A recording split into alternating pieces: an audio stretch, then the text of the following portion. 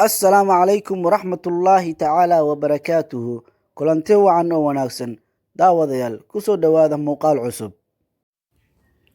Walaal, ma doonaysaa in aad kordhiso caafimaadkaada si aad u hesho caafimaad buuxo? Haddaba ku dadaal shantan waxyaabood ama shantan arrimood si caafimaadkaada u kordho. Qodobka koowaad, yareey cunista rootiga caddaanka ah ama midkii ismariska sidaa u taqaano. Sidaan ogsoonahay, waxaan ognahay haddaa Soomaali nahnay in aad u isticmaalno rootiga caddaanka ah. Cunista rootiga caddaanka ah wax qiimo ma lahan, weliba xitaa wax nafaqo ah kuma jiraan, waayo waxaa ka buuxdo sokor bacrimisan. Mana dhargaysid, waayo cunto fudud oo nafaqo ah ma ahan. Bedel cunista rootiga caddaanka ah. Waxaad ku bedelaysaa rootiga brownka ah ama chocolate-ka, kaasoo nafaqo leh, weliba waxaa ku jiro nafaqada qamadiga. Waxtar fiican ayuu u leeyahay jirka bini'aadamka. Qodobka labaad, ka fogow fried fruitska ama cuntooyinka loo yaqaano kuwa shiilan sida baradhada digaaga, kaasoo ah mid feeg ah oo lagu dhaliyo koronto, wax nafaqo ahna ma ku jiraan. Sida hamburgerka, waayo cuntooyinka waxay kiciyaan kolestaroolka uu la nool yahay qofka bini'aadamka. Waxaa ku ridaan dhiigkar, kaasoo sababayso inuu qofka ku dhaco ama uu qaado cudurka loo yaqaano wadne xanuunka heart disease. Sidoo kale waxay yareeyaan saxarada qofka.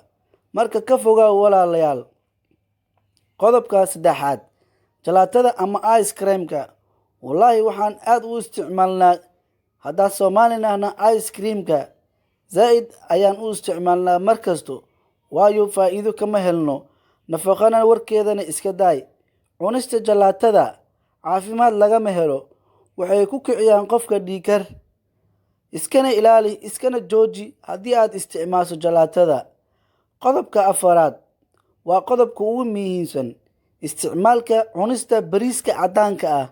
Sidaan ogsoonahay haddaa Soomaali nahnay, waxaan aad u isticmaalnaa cunista bariiska caddaanka ah.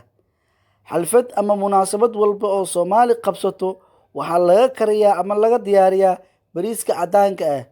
Ka fogow bariiska caddaanka, waayo faa'iido ma lahan. Isticmaal bariiska brownka ah, kaas ayaa nafaqo leh, waayo nafaqo iyo faa'iidaba intaba waa ka helaysaa.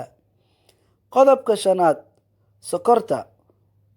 Qodobka shanaad, sokortana iska ilaali, waana qodobka ugu dambeeyo. Ka fogow cuntooyinka sokorta. Sidaan soo sheegnay, waxay sababtaa cuntooyinka sokorta leh baruur ama cayilnaan qofka, misena la dariistaa cudurka sokorowga ee loo yaqaano diabetic. Mana wanaagsano in aad isticmaasho cuntooyinka sokorta ku badan.